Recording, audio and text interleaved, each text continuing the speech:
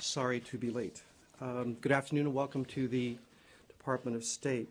The Secretary, as you may know, has arrived in Astana, Kazakhstan, and I think has this morning had her town hall event with civil society representatives and also had a meet and greet with women leaders in Kazakhstan, prior to starting the formal proceedings of the OSCE.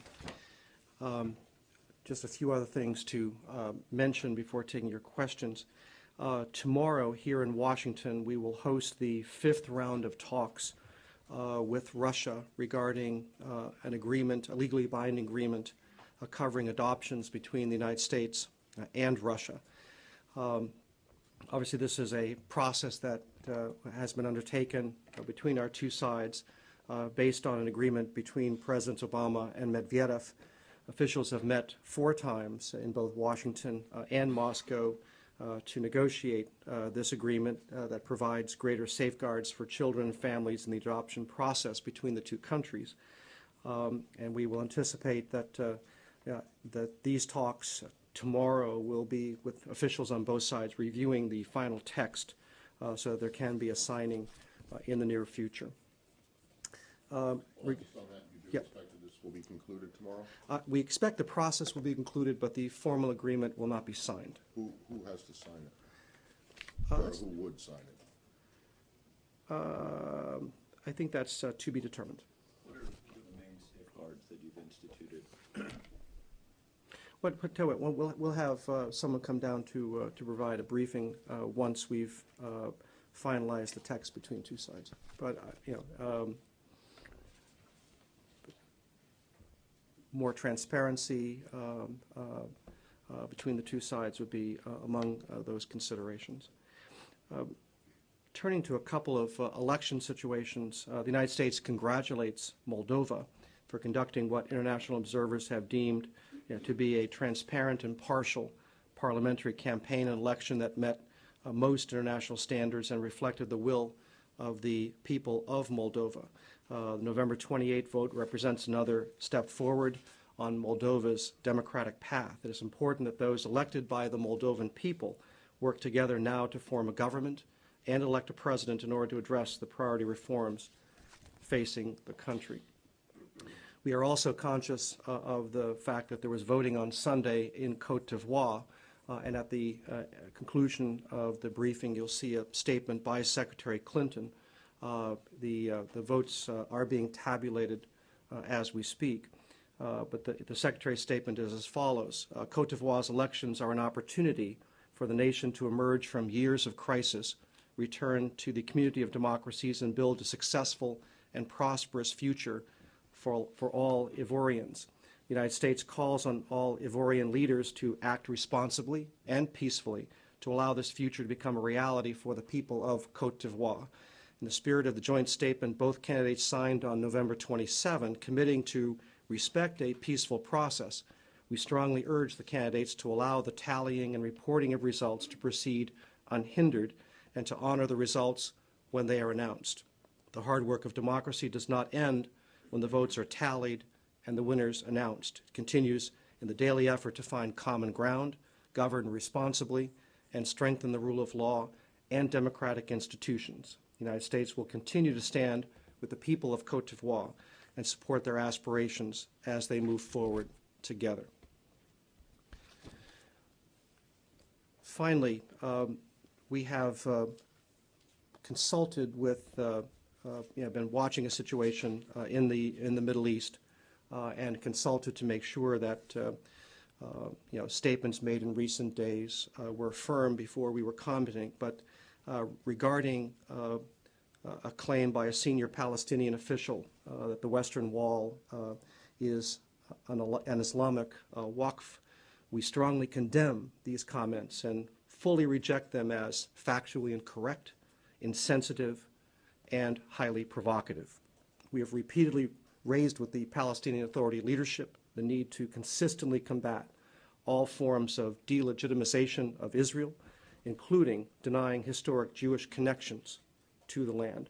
As the United States has long maintained, the status of Jerusalem must be resolved in final status negotiations between the parties. We recognize that Jerusalem is a deeply important issue to Israelis and Palestinians, to Jews, to Muslims, and to Christians everywhere. We believe it is possible to reach an outcome that both realizes the aspirations of all parties for Jerusalem and safeguards its stature for the future. Before moving on, PJ, on that, if you recognize that the status of Jerusalem is so important to all sides, why were you so non-committal when I asked the other day about the Israeli approval of new Jewish construction, new Jewish housing in East Jerusalem? I was only non-committal in the sense of before commenting to affirm that we had in fact raised our concerns with the Israeli government as we have in the past. We have raised our concerns with the Israeli government, as we've said many times. This Jerusalem, in all of its dimensions, must be part of a negotiated settlement. But I would be as caution that there's not necessarily an equivalence. The kind of statements that we heard the other day, we think deserve strong condemnation. Well, you're right. There's absolutely no equivalence between some guy mouthing off and giving his opinion, whether you agree with it or not, and actual bricks and mortar going up in an area that's disputed. I mean, the equivalence. You come out and denounce this statement, which is simply words. Took a question from a reporter to get you to say anything about the actual physical on-the-ground construction there. So I don't understand the equivalence, your idea of equivalence here. One seems to be much more serious than another. We agree, but I think we have a different view as to what that equivalence should be. Look, what we are saying, again, to all sides, is that they both have responsibilities here. Both have to take the responsibility to create, conditions for negotiations to resume.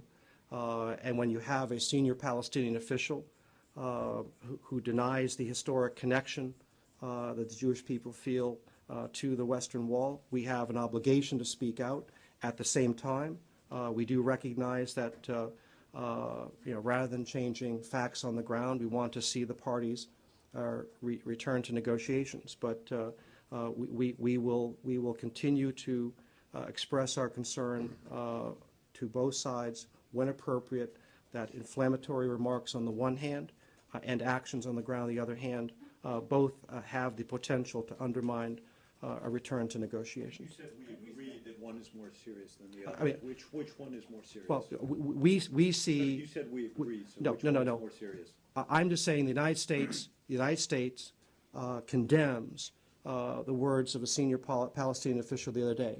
We have raised our concerns with the Palestinians directly, but we thought it was appropriate to make clear that these kinds of inflammatory remarks are uncalled for. They're uncalled for any day, but they're uncalled for particularly at a sensitive time in the process. We have raised our concerns with the Israeli government, not only recently, but successfully going back many months about developments on the ground and the need to come back to negotiations. And both sides have responsibilities here, but we thought that these particular words were inflammatory. We've called upon the Palestinians for a long time to avoid these kinds of statements that are not conducive to getting the parties into a negotiation or through that negotiation to a final agreement. Well, as we all know that diplomatic language is very important. Why won't you condemn the approval of new construction in East Jerusalem by Israel, and yet you come out and you we have expressed our concerns to the Israeli government. We've done it in the past. We've done it recently. We'll be doing it in further meetings that we'll have with the Israelis in the coming days. The Israelis, understand our position very well. Yeah, just a definition as to what constitutes a viable Palestinian state, because it seems that in Mr. Netanyahu's mind, a Palestinian state is completely demilitarized. It should not have control over its airspace. It should not, according to WikiLeaks. So does the State Department, does the government of the United States have a clear definition as to what constitutes a viable Palestinian state?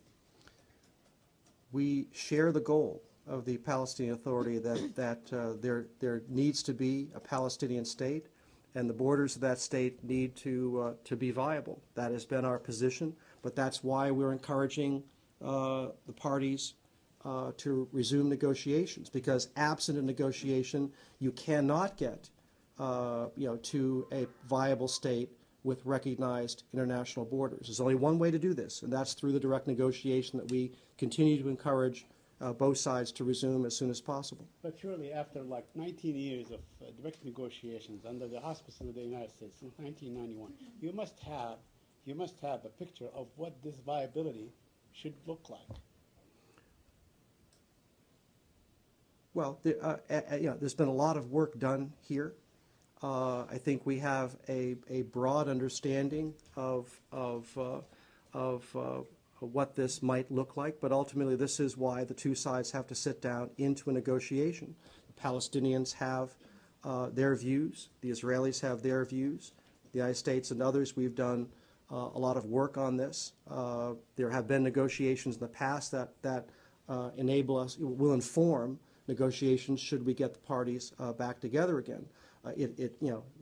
But through this negotiation, that's how you get to a viable Palestinian state. If there are no negotiations, then we're not going to see a Palestinian state emerge. One last question, related question. Right, hold on. Sorry. Said. Can I just continue All to right, ask all right, one all last right, all right. question on this? I tried. And the city of Hebron, which is home to 220,000 Palestinians and 600 settlers. There's an area called the Martyrs Street that is completely closed to Palestinians, where they have to traverse on rooftops. Are you aware of a situation like this? Is this something that you would raise with the Israeli government to sort of relieve the hardship of the Palestinians in Hebron? Said, that's one of the reasons why we have been the strongest supporters of building institutions of the Palestinian Authority, and through those institutions and with dramatic changes on the ground that are occurring, we can see the Israelis adapt its posture. We continue to talk to both sides about how to improve the situation on the ground as one means among several of continuing to build the necessary public support, so that the leaders can have confidence that they can enter in the negotiations, they have the proper political support through those negotiations, and can get to an agreement. So we have conversations with the Israelis and the Palestinians, both sides, and how we can adapt the situation on the West Bank. Just on the condemnation part of what you said, I just wonder, why do you feel strongly that you have, from this podium, you have to condemn a senior Palestinian official, considering that on the Israeli side you have a foreign minister who publicly, officially advocating the transfer of the Palestinians, deny their right to exist, etc. So I'm just wondering about his double standard here, or why do you think that you have to condemn one side more than the other, or why the language is very important? Well, I would tell you that there have been times where senior Israeli officials have spoken in ways that do not reflect the policies of that government, and the government has made clear and it disassociates itself from those statements. We have talked to the Palestinians about these words, and we just felt that it was appropriate for us to make clear our position and to condemn them. So the Palestinians haven't disassociated themselves from these comments? I'll defer to the Palestinians to describe how they view these comments. Well, you just deferred to the Look, spoke for the Israelis. Yeah. So are you sure that the comments by the senior Palestinian official do not reflect the Palestinian Authority position? Or are you concerned that they do reflect the Palestinian Authority's position? We have talked to the Palestinians at length on many occasions about the impact of controversial statements that we think have the potential to incite conflict in the region. But at the same time, you don't see that the construction of houses that the Palestinians are completely opposed to in territory that you yourself say is disputed, and earlier this year we're calling for a complete freeze to all construction. You don't see that as inflammatory, or could lead, Well, lead I to mean, that? as Is that I not said, insightful to the Palestinians? Matt, What? as I said, we have expressed our concerns with the Israelis about this project. We've done so directly. We expect to have further conversations with them. And as we say, both sides have responsibilities here. We're in a period where we're looking for both sides to assume responsibility, create the necessary conditions that allow negotiations to resume. And both sides have these responsibilities, have to take them seriously. Right, but one side gets condemned in public and the other one gets your concerns expressed in private. Guys, if you go back a number of months, we have not hesitated to express our concerns publicly and privately about what is happening in East Jerusalem. Fair enough. Can we go to WikiLeaks? That might be the easier subject for you today.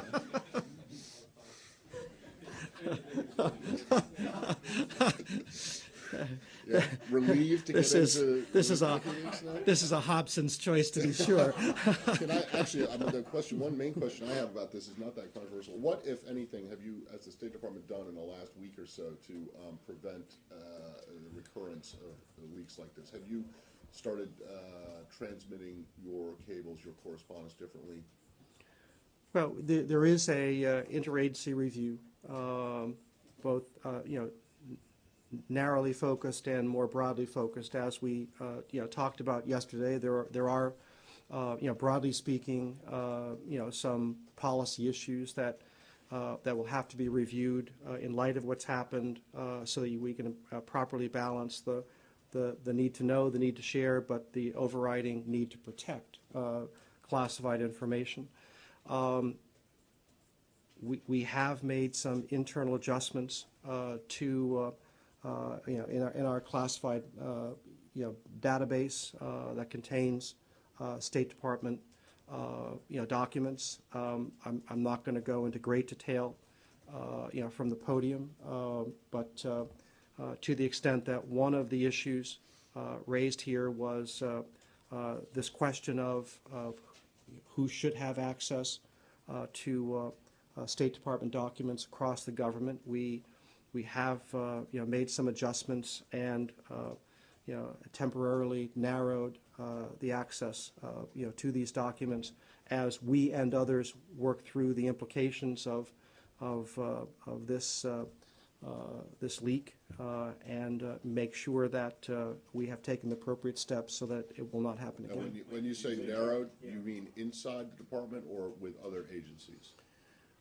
Or both? Well,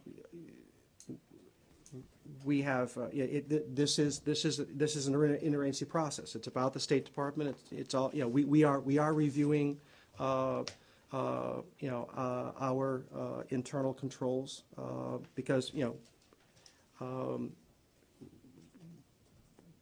Well, let me put it this way. we Are want to there make sure people- that our documents are adequately protected and that we have the ability to detect if anything like this occurs in the future. But I'm constrained in what I can say here, because there is an ongoing investigation. But to the extent that there are a number of networks that feed into this database, we have made some adjustments, and that has narrowed, for the time being, those who have access to State Department cables across the government. Okay, so it is it is correct that there are people now who 2 weeks ago had access to classified cables outside the department who now do not have that access. Is that correct?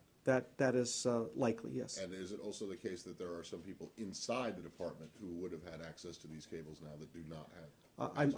Inside the department, I'm not. This inside the department, I'm not sure that there's been a change in access, but we have made.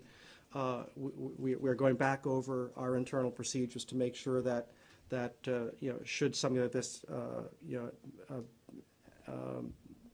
be at risk in the future, that we would be able to detect it and stop it before it happened. PJ, you said, Matt asked you whether, is it correct that there are people outside this department at other agencies or other branches of the government who would have had access to material to which they now do not have access? And you said that is likely. Can you not say, yes, there are people outside the department who had access who now don't? I mean, because if you can't say that, then you need to take Well, what I you mean, said about narrowing the access. again, I'm reluctant to get into great detail, in this briefing. This is not great detail. No, I understand that. But first of all, there is value in sharing information across the government to make sure that we have the benefit of the perspective of other agencies, and they have the benefit of our perspective, because we do have an integrated national security strategy. The State Department works closely with the Defense Department, works closely with the national security staff, works closely with other agencies of government. So there's value in sharing. One of the issues that this incident has brought to light is the real question as to who and how many have a need to have this kind of access to a database that has a broad array of State Department documents. We have temporarily, severed the connection between this database and one classified network. We've done so, as this broad government review is ongoing, both for ourselves and others. Steps are being made to correct weaknesses in the system that have become evident because of this leak. And at the point where we believe the appropriate steps have been taken, then we'll reevaluate whether to reconnect this one network to the State Department database. Is that one network at DOD? I asked because the charge sheet that has been released against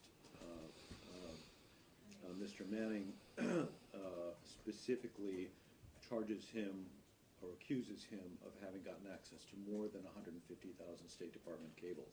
So is that network, the classified network, a DOD network?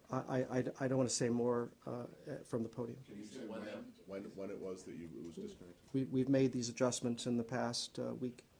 PJ, the Secretary right now, as you mentioned, is in Kazakhstan, and specifically with WikiLeaks, there are some leaks, documents in there that specifically refer to President Nazarbayev, his lifestyle, his son-in-law, etc. Do you know, is the Secretary going to be addressing that with him, with any other leaders there? And also, this presumably could come up with other officials and leaders. How will this complicate this trip? How complicated? How will the leaks complicate the trip? Well, the timing is exquisite. Look, she has had a number of conversations with her counterparts, prior to the trip. I have no doubt that this issue will come up in the various interactions that she has, within the OSCE meeting.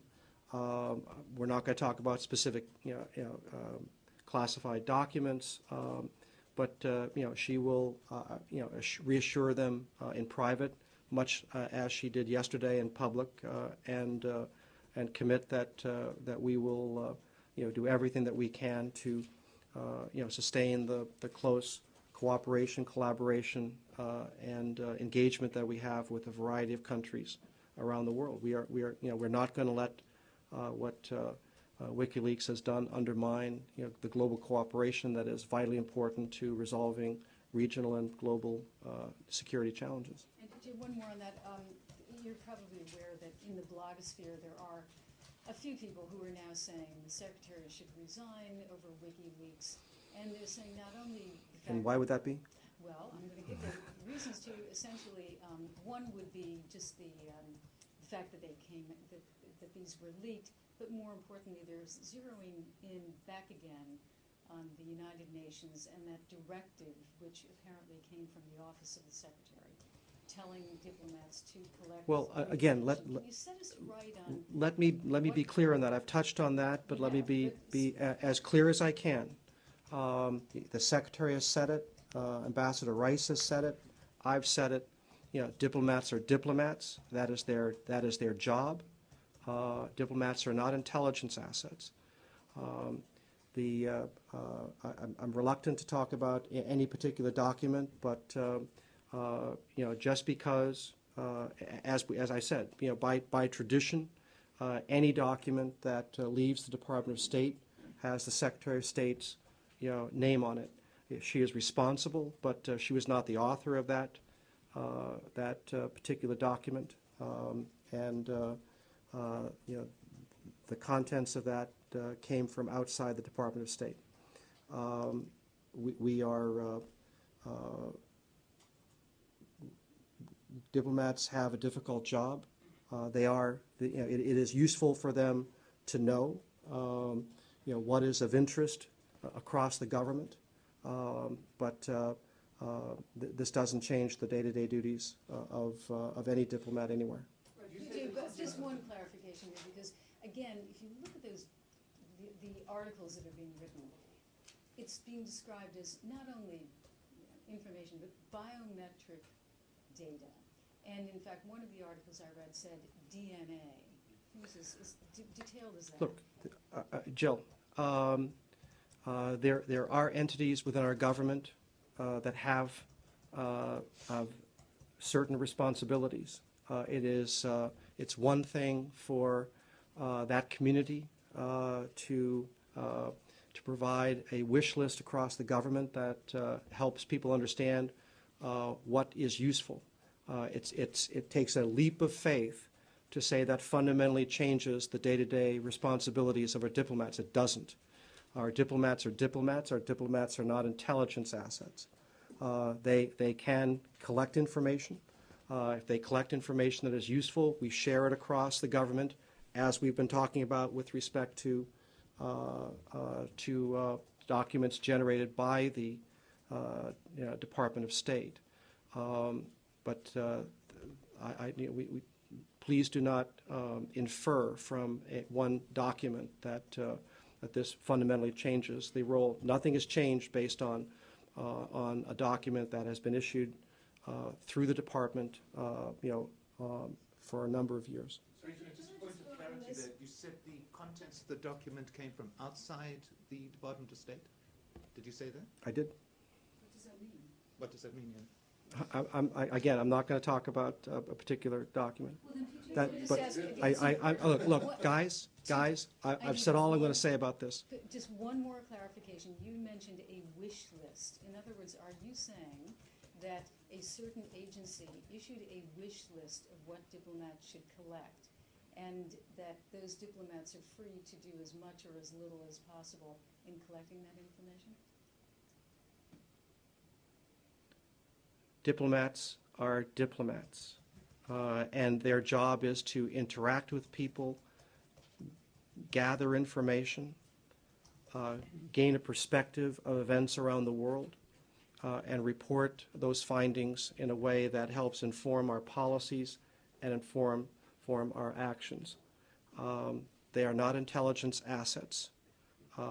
It can be useful for a diplomat to understand, you know, from Washington, you have a diplomat out in any place in the world, hey, there are issues that are of particular interest to the United States government. If you come across information that might be relevant to these issues, let us know. That is something that diplomats actually do every day. But one particular cable does not turn a diplomat into an intelligence asset.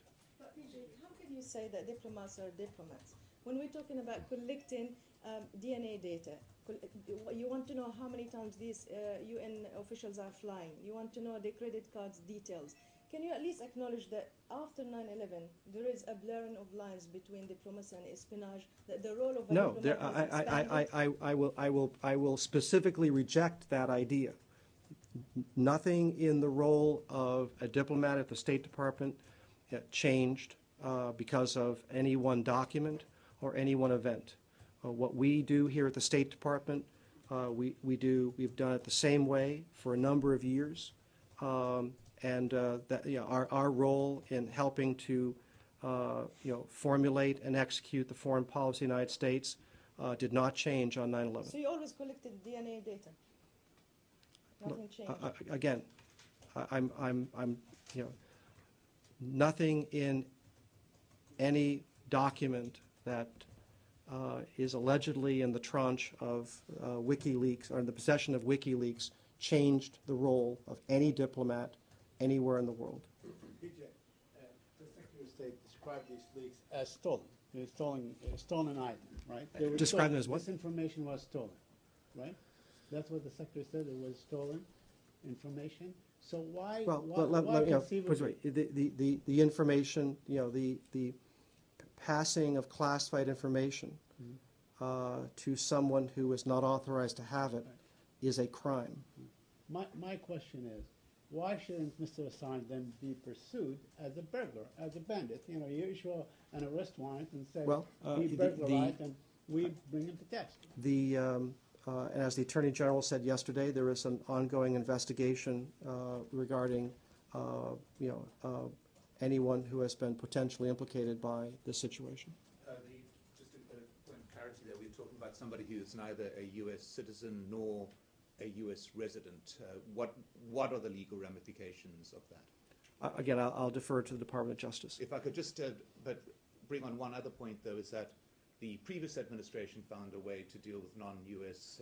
Residents who it considered to be conducting crimes. It was called Guantanamo. I mean, is any action going to be taken that could involve this type of extra-legal process? No. Well, wait, hold on. Are you accepting the comparison between? No, I'm not accepting it. I'm not. No. The question that was posed to me was, is this administration contemplating any extrajudicial action to resolve this situation? And the answer is no. And it would not, in any case. You just asked me a question. I responded to it. Now, if you got another question, I'll be happy to respond to it. Again, WikiLeaks, a specific country, Turkey. That was not on your list of announcements, but today almost every single nationwide Turkish newspaper have headline about WikiLeaks and how the accusation goes to Turkish Prime Minister and ministers and all that. And Turkish Foreign Minister actually yesterday was in Washington and referred WikiLeaks as dual language of another country. This is a quote.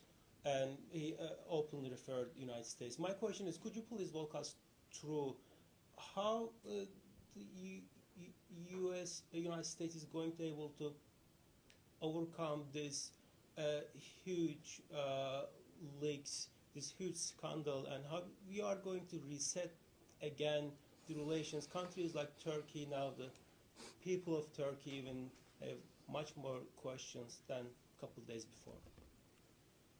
Well, let me start off coming back to a point made earlier. There are roles that diplomats play in the world. It is the responsibility of our diplomats stationed around the world to interact with governments, to interact with civil society, to analyze events in various countries, and report to the State Department and to other agencies as part of the formulation and execution of the foreign policy of the United States. Diplomats of other countries do the very same thing. Fundamental to this system of cooperation among countries and interaction among countries is trust and confidentiality. I think first and foremost, everyone understands who is responsible for the release of these documents. It is an individual within the United States government who is under investigation, and more broadly, it is the WikiLeaks organization that has chosen to release these documents to others who are not authorized to have them. So we recognize that this is a serious situation. We're going to do everything possible to minimize the impact of this. We are committed to continue to engage countries around the world, whether it's Turkey, other countries. Our relationships are still guided by national interests and mutual interests. Our relationships are guided by mutual respect, and to the extent that the trust inherent in this engagement has been compromised, we will work as hard as we can to rebuild this trust. You mentioned trust and confidentiality, and it looks like both of these principles of diplomacy, if I may, have been damaged fundamentally, have been damaged. So basically, your principles have been just damaged, and I'm asking how you are going to able. Do you have any concrete? Well, if I can beg to differ, again, I'm not going to comment on a particular cable, but if you look at what has emerged, you see a handful of things. First, you see the broad sweep of United States foreign policy. You see the commitment of the United States working collaboratively with other countries to try to resolve the urgent issues of the world that impact our people and impact other people around the world. You see diplomats, records of diplomats who are doing the hard work of diplomacy and are committed to advance our interests and the interests of the world at large, consistent with our laws and consistent with our values. We are proud of the work done here at the Department of State. We are proud of the work done by our diplomats around the world. We're not going to change what we do, because of this. But we are committed to, as we've talked about earlier, we will learn from what's happened here. We will do whatever we have to do to protect confidential information that is essential to the functioning of any organization, whether it's a government or a private entity.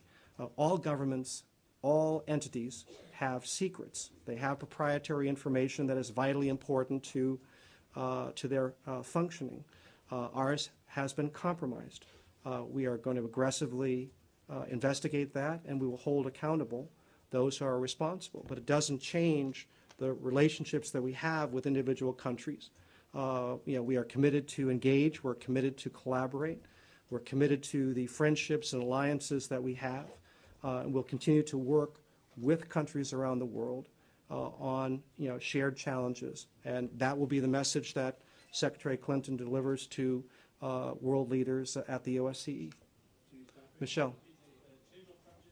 Or just one more. On Iran.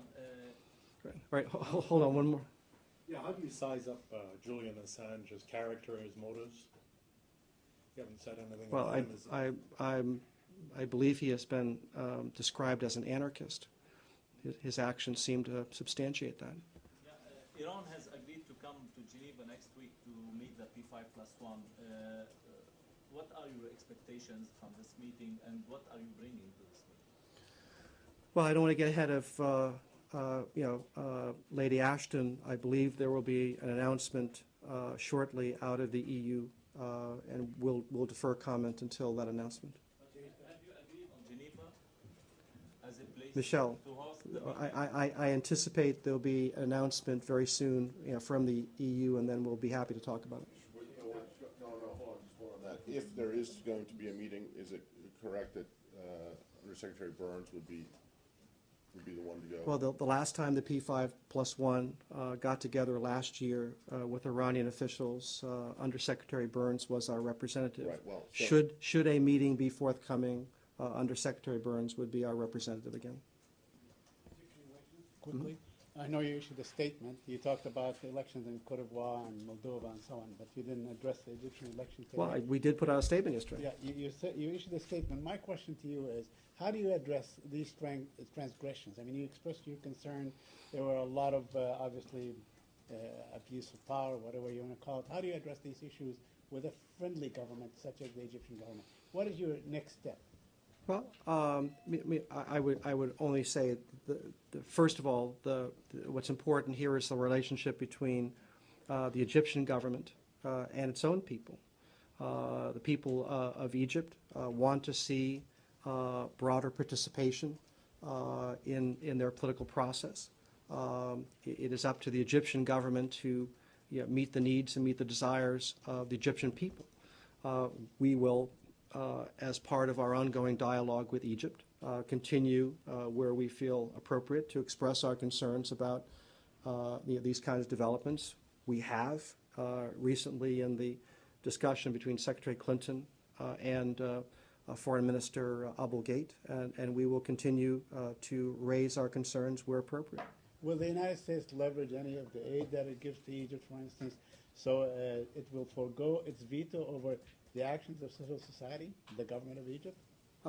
Saeed, we have a commitment to a partnership with Egypt. These are not either-or circumstances. Our relationship with Egypt is multifaceted, but as you saw with yesterday's statement, we will not hesitate to tell Egypt as a friend where we think their actions have fallen short of international standards. But the initial results shows that almost oppositions lost all seats or hardly made any, including the Muslim Brotherhood. Do you worry that them not being represented in the government that might lead them now to become underground or go to more violent path? Again, we had a detailed statement that described our concerns about the election. We'll continue to raise these concerns with the government of Egypt. How did it take so long to get that statement out? It was, 9 o'clock last night, and you were working on it like all. I mean, was there? I hear you. The Muslim Brotherhood lost the election. Try again. Are you concerned that? I just answered that question. Sorry, I didn't hear. Can you confirm a meeting in Washington next week between Japan and South Korea? Stay tuned. We'll have more to say about that probably tomorrow. There's a report in the New York Times regarding some deals that were trying to be made to find homes for the Gitmo detainees. As it seems to be that by September last year there was still no solution for the Yemeni detainee problem, and that closing Guantanamo Bay by the January deadline was pretty much off the table. Can you comment on that? I'm not going to comment on what's in the paper. We are committed to closing Guantanamo, and we continue to engage Yemen and other countries about detainees who are still at Guantanamo who we believe qualify for return or resettlement. Thank you. I've got a couple more. That's right. Very, very quickly. We have a report out of Kabul which says that senior Afghan officials, including the president and his brother, are involved in authorizing and requesting the release of imprisoned Taliban fighters. And it specifically says that the fact of these kinds of releases, which are sometimes done for political reasons and sometimes for money, raises questions about the government's seriousness about fighting the insurgency. Do you have any comment on that? I'll take the question. No problem. And then one other one. Forgive me if it was asked when I was out, but a senior Ecuadorian government official, foreign ministry official, has talked about offering residency to Julian Assange. Do you think that's the founder of WikiLeaks? Is that a good idea? No. Have you raised that with the Ecuadorians? Well, I don't know that the comments of one individual in Ecuador necessarily represent the views of that government.